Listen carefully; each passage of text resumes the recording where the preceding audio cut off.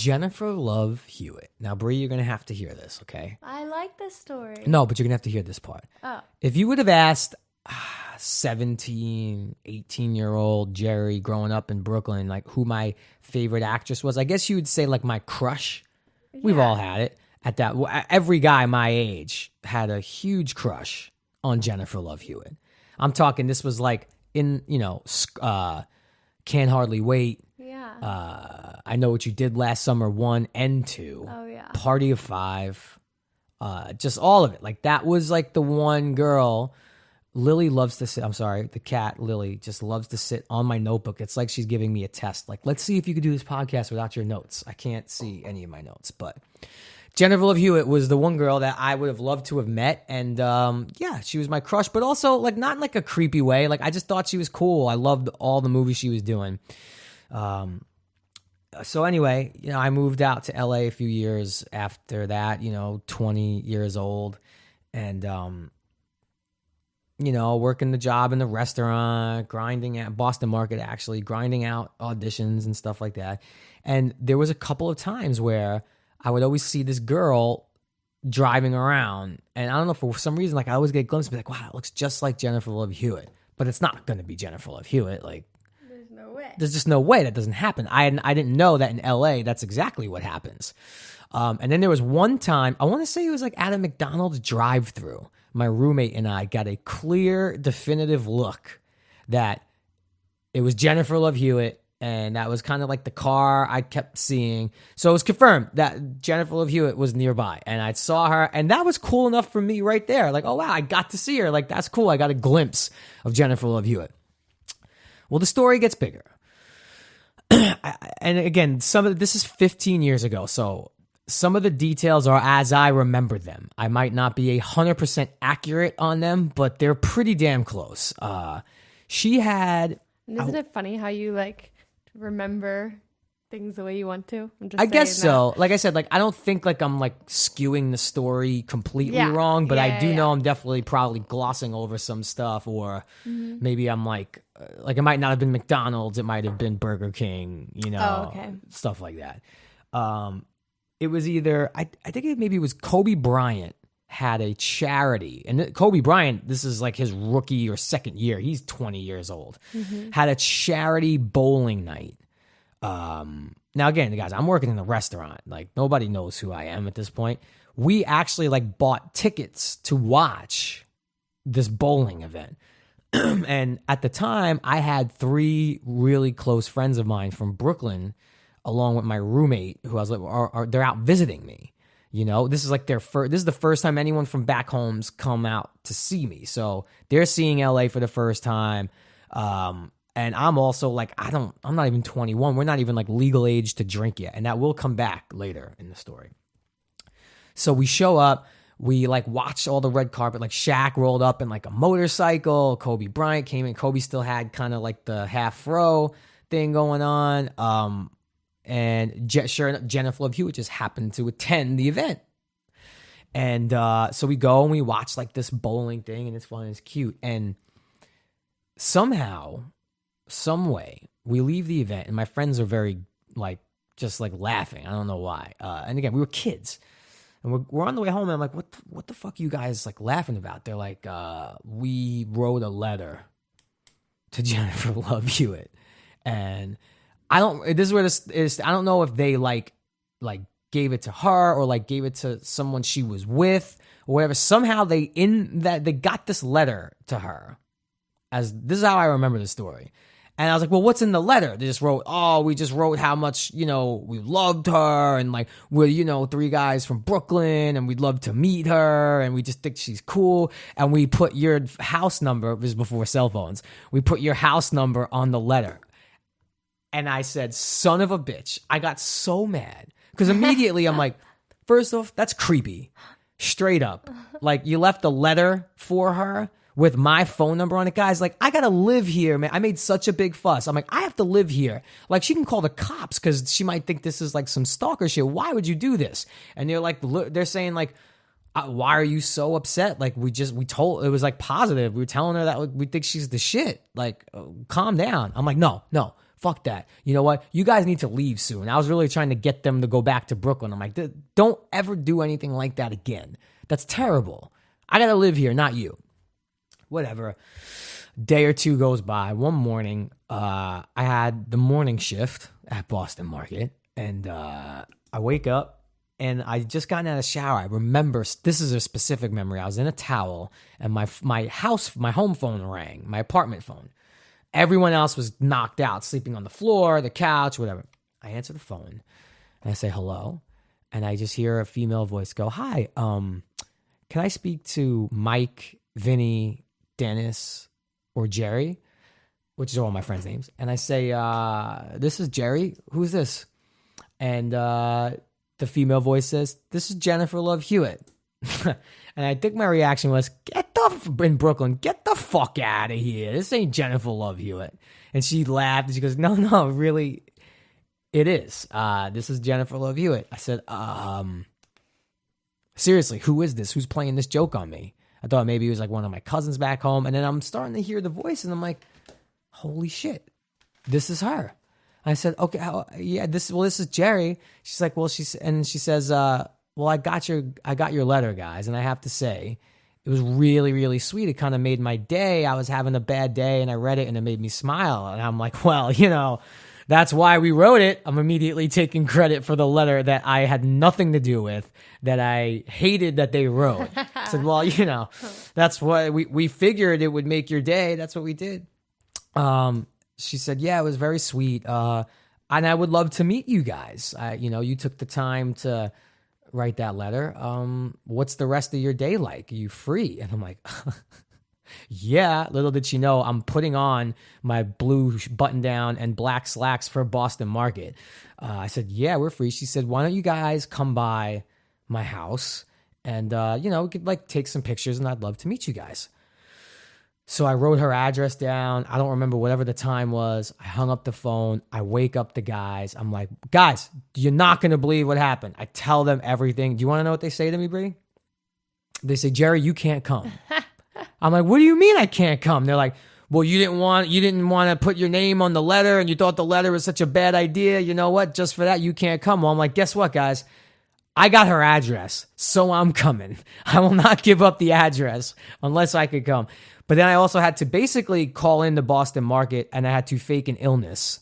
I think I told them I had the flu, similar to Morgan Freeman. And I said, I could not come in today. Sorry. I'm really sick. So they let me off of work. And I think we all took very long showers and put on our Sunday best. I think we all probably used a lot of cologne, probably Drakkar, if memory serves me correct, or maybe a little cool water. And we set off on our meeting with Jennifer Love Hewitt. So me and the fellas put on our Sunday best. We cologned up. As Brett Ernst said, we put on a lot of DiGio. And we drove on over to Jennifer Love Hewitt's house. We rang the bell. Now, I am still convinced, and I have no evidence, and I've never asked Jennifer Love Hewitt this question because I don't know Jennifer Love Hewitt like that. I am convinced that she did have security in a back room, kind of like Dateline, and just waiting to see if we were total nut jobs, and at any moment we were going to be tasered. But again, as memory serves me correctly, her mom answered the door and greeted us, and she was totally cool and charming and absolutely hilarious, and was getting a kick out of these 4 kids from Brooklyn who basically were dying to meet her daughter. And then it happened. And I guess this is why Jennifer Love Hewitt is an actress and a movie star, because this was a moment. Okay, we're talking to her mom, and then from atop the steps, and I want to say it was like a half spiral staircase. It kind of winded down a little bit. She just emerged looking fantastic. Sorry, Brie, deal with it. No, I like looking fantastic. And I don't know what happened, but it just turned into slow motion. I didn't know real life can turn into slow motion, but it does, guys. All those shots you see in movies where the girl comes out of the water or comes walking down the steps in slow motion, that's what happened.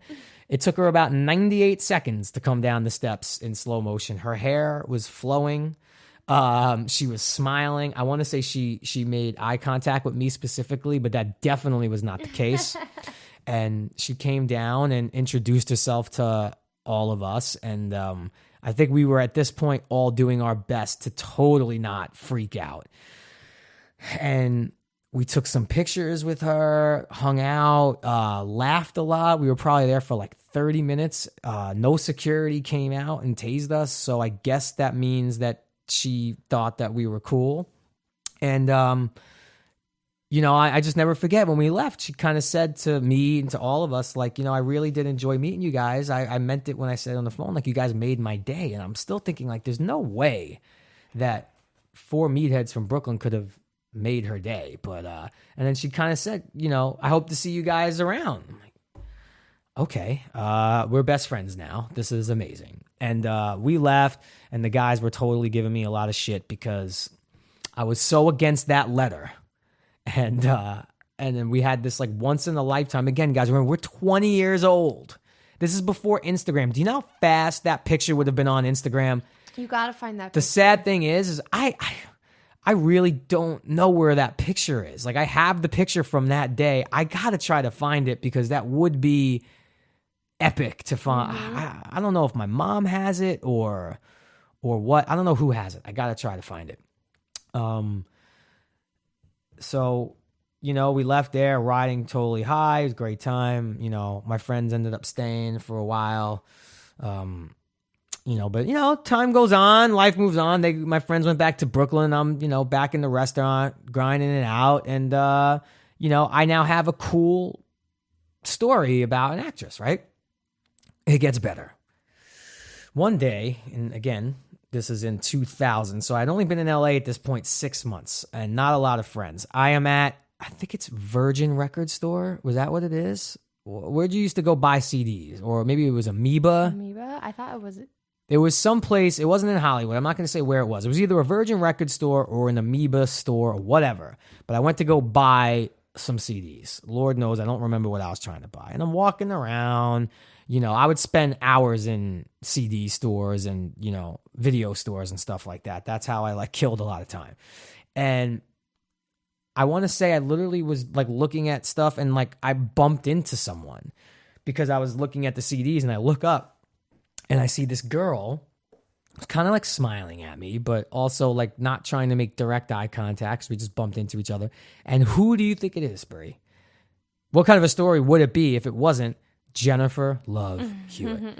And I have to then again quiet that voice inside me that was like, "Oh my God, Jennifer Love Hewitt!" Hey, how are you? And I could see her kind of processing because it was probably, this is maybe 2 or 3 months later, but 2 or 3 months in Jennifer Love Hewitt time is a lot different than 2 or 3 months in my time.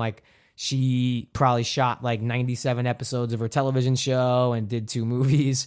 So I see her kind of processing who I am, where do I know this guy? And I say, you remember me and Mike and Vinny? We came to your house, and she said, oh yeah, the Brooklyn guy. How are you? How are your friends doing? I said, well, they went back home and it's just me. And we talked for a little while, and then she actually said, hey, could you give me some help? I can't find this CD. And again, this is so current for the era. This song was brand new. She's like, I'm looking for this song. Everybody is loves it. Outkast, Miss Jackson. It's brand new. Miss Jackson. I want to say it was the release day. I think she was buying the CD for someone else. I'm like, oh, Miss Jackson? Who? Let me show you. So I continued to kind of go CD shopping with her for the next 10 minutes. And then, I didn't want to linger too long. So 20-year-old me, I still very much had the sense of when to leave a conversation. So I was starting to plan my exit. And this was in November.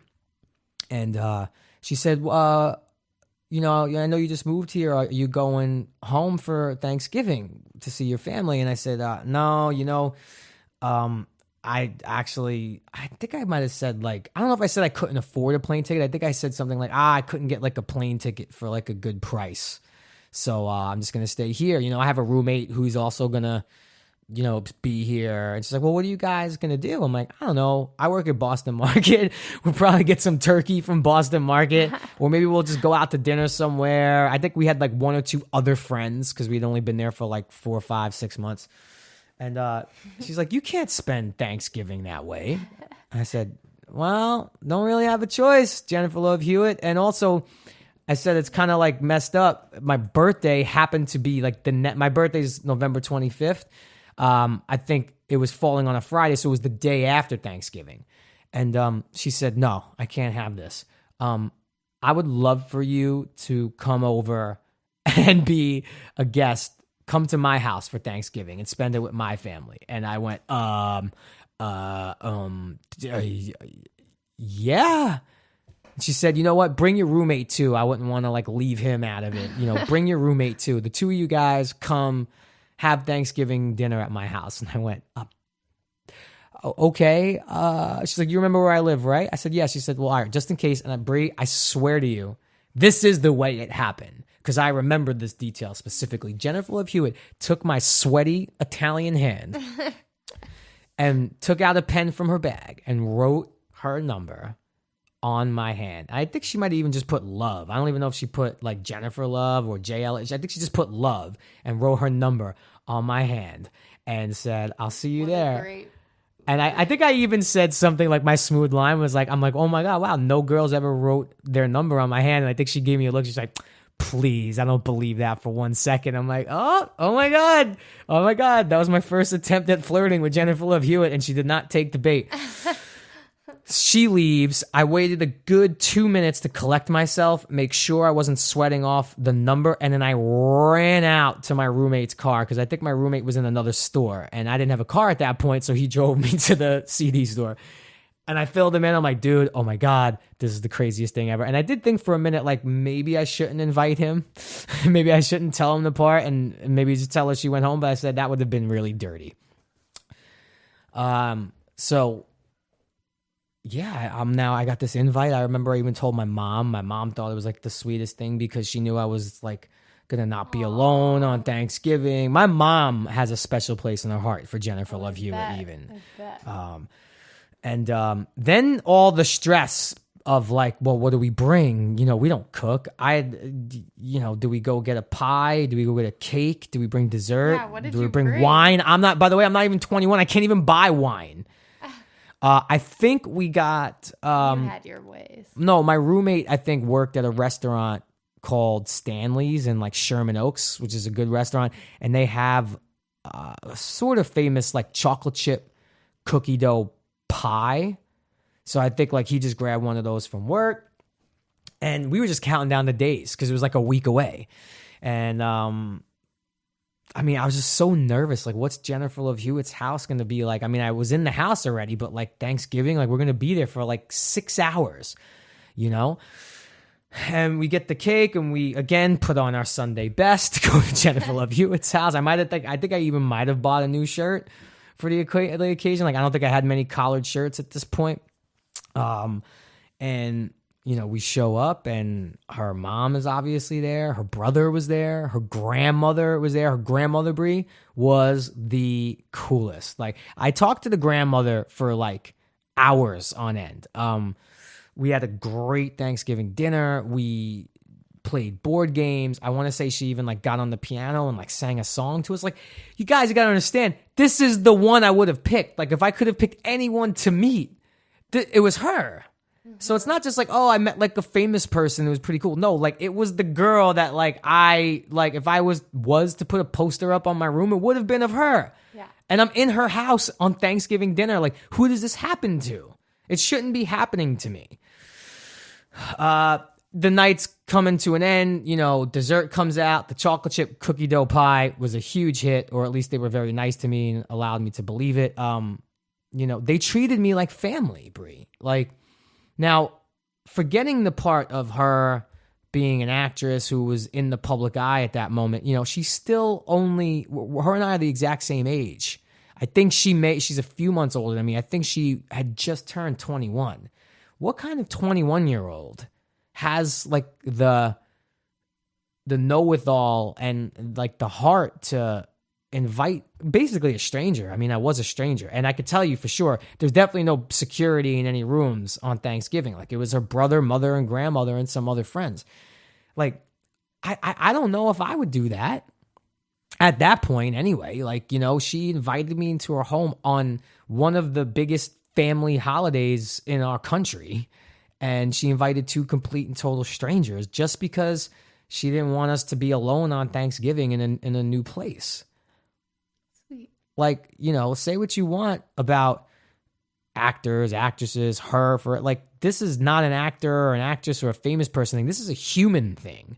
Mm-hmm. And it just showed me a lot. And the story does get better. I do even maybe say, like, I got, like, at one point, even, like, we all started dancing at some point. I mean, she could sing, she could play the piano, she plays instruments, like, insanely talented girl, like, just blown away by her. Now it's not even like oh my God, I have like a star crush on this girl. I'm like, oh my God, like, this girl's like an inspiration. Like, I want to, like, if I make it, I want to do stuff like this for people, because I knew the feeling that I was having at that moment.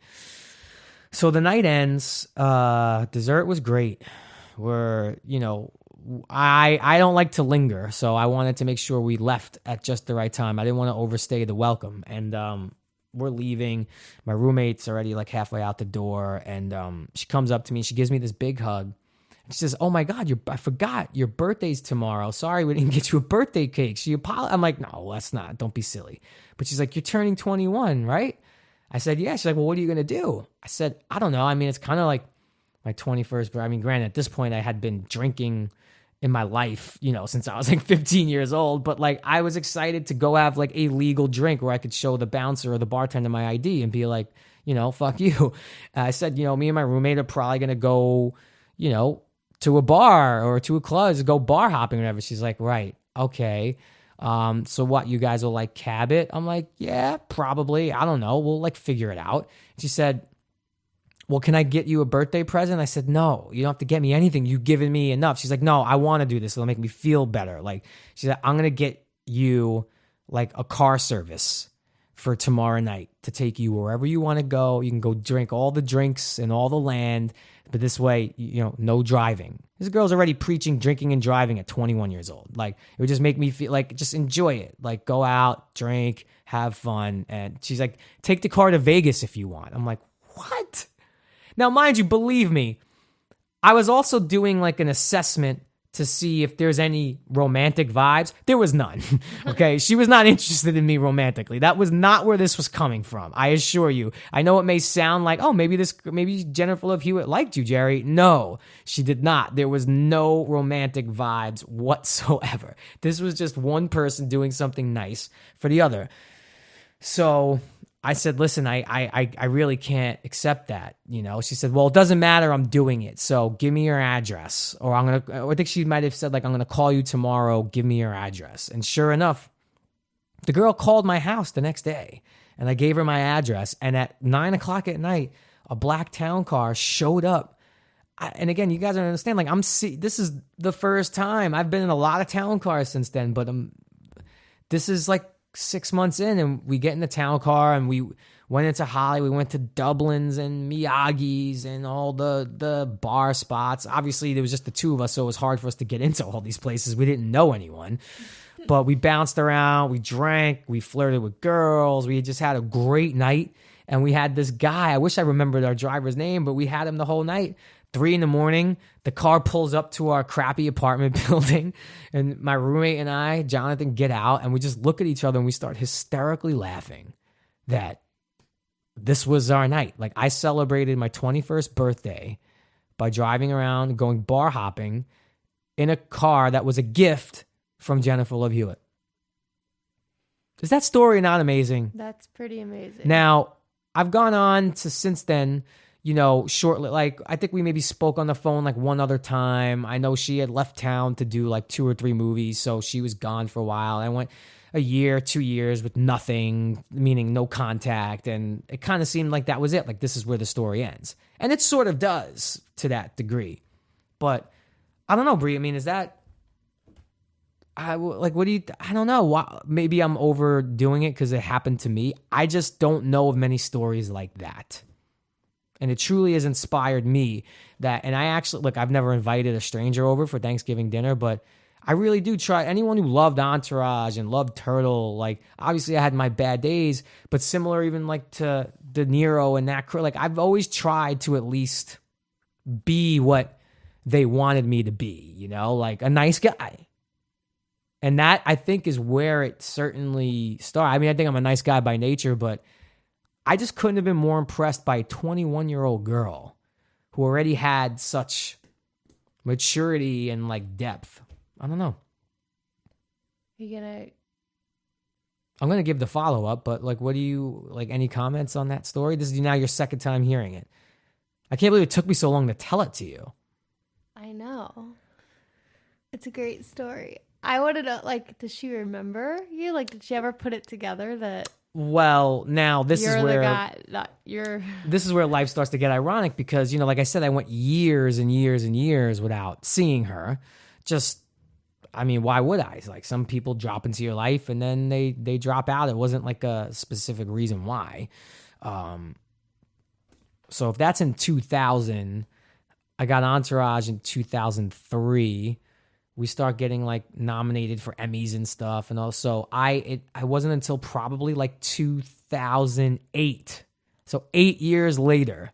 Now Entourage has been on for 4 years. I've gained 50 pounds. I got facial hair. I'm a different person in 8 years. She's a different woman. She's a woman now. I saw her backstage one year. We were presenting at the Emmys. It might have even been closer toward like the end of Entourage, maybe even season 7. We were presenting an award at the Emmys, and she was as well, and she was presenting the award right before us. So, and I want to say she saw us because it was me, Kevin Connolly, Dylan, Adrian, and she said hello like to Connolly. I think her and Connolly like know each other for years and years and years. And then she kind of like waved at everyone else, and then I saw her, and I like literally like stood up and was like, hey, how you do? Like, how are you? And she's like, good. How you doing? And like, we kind of smiled at each other, and she walked out. There was like no mention of anything. Like, funny to see you again. Like, this is the place I see you at next. Nothing. Then I don't know, maybe a year after that, I'm walking up to an ATM in like a mini mall one day, and I'm at the ATM. I'm looking around. I'm like, why? There's like paparazzi, like 4 or 5 paparazzos everywhere. And I'm like, well, look, I know they're not here for me. You know, I maybe could attract 1. I'm not going to attract like 5. They're not going to be clamoring to see Jerry Ferrara at the ATM of a Vons. But then I look to my left and I see this girl in kind of like a hat pulled down, and like trying to be definitely conspicuous and or inconspicuous. I don't know what the hell the right word is. And we were the only 2 people at the ATM, and the girl looks over at me, and I look over at her, and sure enough, it's Jennifer Love Hewitt, and she smiles at me. She says, "Hi, good to see you." And I'm like, "Hey, good to see you." And then like, but it was uncomfortable. There was 5 paparazzis around, so I just got my money and I left. And then obviously they were following her. I saw them follow her to her car and all that. So I'm pulling out and she's pulling out, and she like gives me the roll down your window sign. And she's like, you know, you could have like helped me out there a little bit, like let them see you. You could have took the heat off of me. I'm like, they don't want to see me. I think they specifically were here for you. And we laughed and drove away. Now I'm still thinking in my mind, like, shit, does she know I'm the same guy that she invited over 8 years ago? I don't know, because I had changed so much, and so had she, and it was 8 years ago. I don't remember the people I've met 8 years ago. And it just drives me nuts. I want to say I even saw her maybe once again, and always very pleasant, always like hello. But I'm thinking, like, wouldn't she have mentioned it if she had put 2 and 2 together? Wouldn't she have said like, oh, hey? And by the way, how would she? I don't even know if she knew my last name when she had me over for Thanksgiving. Like, it really wouldn't be something hard to put together. So I couldn't take it anymore. And a few of my other friends who knew the story, this is like a few years ago, maybe like a year or 2 ago, encouraged me like, yo, you should reach out to her, because now we want to know if she knows that you're the same guy. And I have never done this in my life. I've never like seeked the person out, but I asked my agent, Brad, to find out who her agent is, and then kindly say that I would like her email address. This is not a attempt to like ask her out on a date. I'm not like being a creeper. Like, I have a funny story that she might be interested in hearing. So got her email address. I wrote her probably like an email that is longer than this podcast, saying, I'm basically recapping the whole story just the way I did to you all at home listening. And sure enough, she wrote back, of course I remember that. And of course I remember you, Jerry. Like, I'm so glad for all your success. And she said, I can't believe that you remember that story like that, and that it really meant as much as it did to you. And we went back and forth on an email for a couple of weeks, just basically, laughing at the fact of how 8 years, 9 years, 10 years later now, we're like I'm talking about it still. And we've always stayed in touch, but I really just wanted to say to her in the email that, you probably didn't realize what you were doing. You just thought you were doing something nice for a young guy that you met, but like, it really did mean something to me. Like, it gave me hope. Like, you hear so many awful stories about Hollywood and actors and actresses, and this town sucks. And you know what? A lot of that is true. Most of it's true. Most of it is true. But for my first integration into that world a little bit, like, it was one of the coolest, nicest, most generous, sweetest things anyone's ever done for me to this day, that had no reason to do it. There was zero reason for her to do that other than just doing a nice gesture for someone. So I say to you all at home, if Jennifer Love Hewitt can do it, you can too. And sure enough, because I'm a paranoid son of a bitch, I emailed her, filling her in that I wanted to tell this story on the podcast, and I was going to tell it the way it happened and the way I remember it. Obviously, it's an extremely positive story, so this is not like me looking to throw you under the bus or anything like that. And sure enough, she just wrote back, I still cannot believe that it meant that much to you. It touches me that this story still means that much to you. And go ahead, tell it, and let me know when the episode's out. I would love to listen to it and to your podcast. So there's a very good chance that Jennifer Love Hewitt is listening to this right now. And if you are, I just want to say thank you. That was really, really cool. And I've always tried to do cool stuff in my life since then. And if there's anything you remember differently about the story, feel free to call in. You could. We'd love to have you on this podcast. If you have any discrepancies with the story, I don't really believe that you remember it nearly as well as I do. So I will challenge whatever your discrepancies are. But big thank you from me. And I just wanted to share that with you guys, the audience. I think that was a pretty cool story that not a lot of people know. I always wanted to like tell it on the talk show or something, but it's such a long story that this actually seemed like the perfect outlet for it. I even started writing a script when I was like 22 years old. Like the first thing I ever wrote, this is before writing for Entourage or anything. Like the first thing I ever wrote was, and there's like a script halfway done about this, young starlet. I actually made it so like a guy kind of like accidentally, indirectly saves her from something and then gets invited to her house for Thanksgiving dinner and hijinks ensue. Maybe I'll still write that, Brie.